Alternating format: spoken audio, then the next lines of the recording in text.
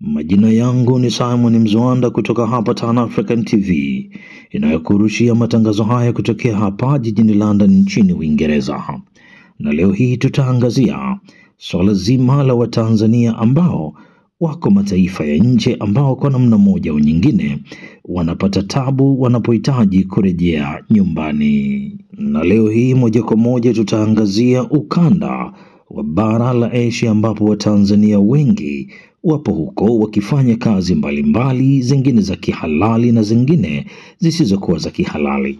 Lakini wale ambao wanaopata matatizo kazini na wanapohitaji kurudi nyumbani wamekuwa wakikutana na changamoto kubwa na vikwazo vingi vya kila aina, na huku wengine wakilalamika pasipo kupewa msaada na maeneo tengwa ya serikali.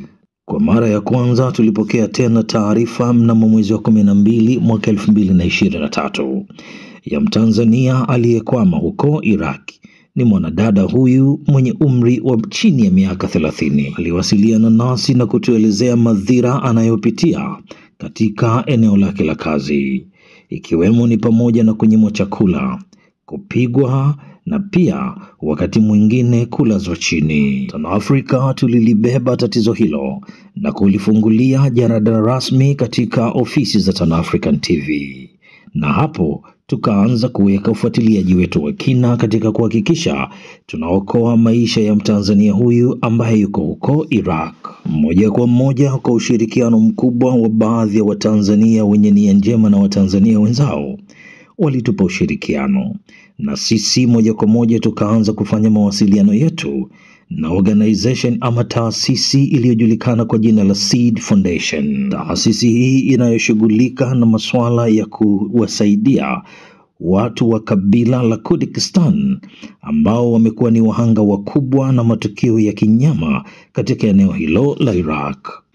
Shirika hili tuliliomba na kulipigia magoti ili liweze kutusaidia kuokoa maisha ya Mtanzania huyu ambaye yuko hapo Iraq na aliyekwama, huku tukiwaambatanishia nyaraka zake ikiwa ni pamoja na passport yake, majina yake kamili na location ya eneo yule mwanadada alipo. Ubalozi wa Tanzania katika eneo la Misri ndio ubalozi unaoshughulika na masuala ya Iraq pia.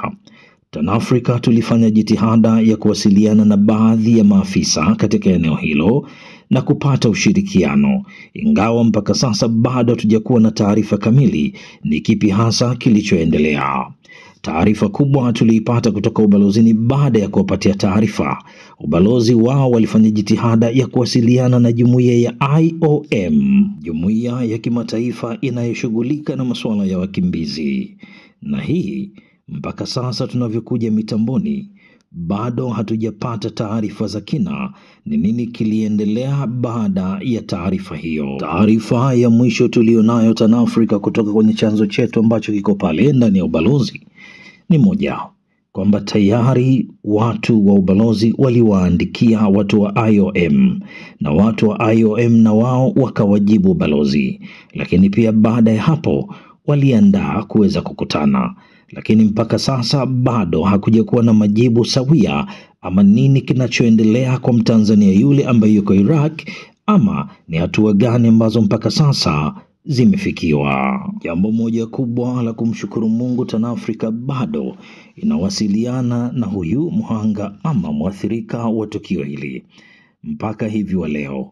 Tunachopenda kuhakikishia Watanzania, kampuni ya Seed Foundation walifanikiwa kwa hatua kadhaa, jambo ambalo liloweza kurekebisha mustakabali wa eneo lake la kazi, ingawa bado Mtanzania huyu ana kiu ya kuhitaji kurudi nyumbani. Wakati haya yakiendelea kwa namna ya pekee kabisa, Tan Africa tunapenda kushukuru ubalozi wa Tanzania nchini Uingereza kwa baadhi ya maafisa wake kujitoa kimasomaso na kuweza kusaidiana baso kwa baso na Tan African TV kuhakikisha Watanzania hawa walio mbali na taifa lao basi wanasaidiwa kwa namna moja au nyingine. Tan Africa tutaendelea kuhabarisha nini kitakachojiri, lakini wakati hayo yakiendelea, tayari tumepokea taarifa zingine kutoka katika eneo la Oman, na hapa yuko Mtanzania ambaye kila uchao hupokea kipigo kutoka kwa bosi wake, na hivyo ameomba ridhaa ili aweze kurudi katika ardhi yake ya Tanzania.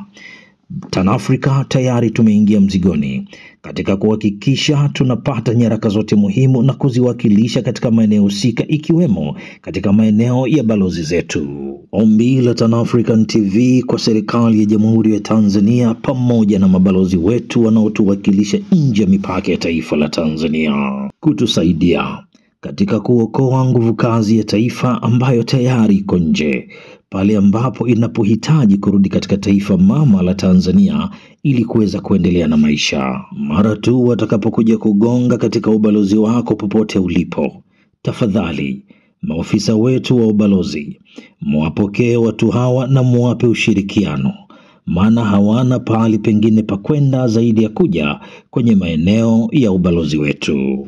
Kazi hizi wanazozifanya nje ya mipaka ya taifa la Tanzania huchangia pakubwa sana katika pato la taifa.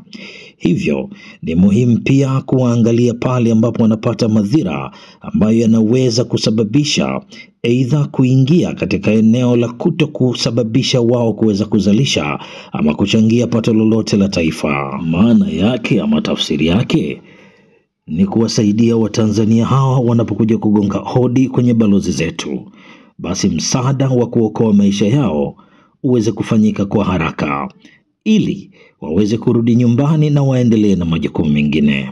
Mungu ibariki Afrika, Mungu ibariki Tanzania. Simon Mzwanda wa TanAfrican TV.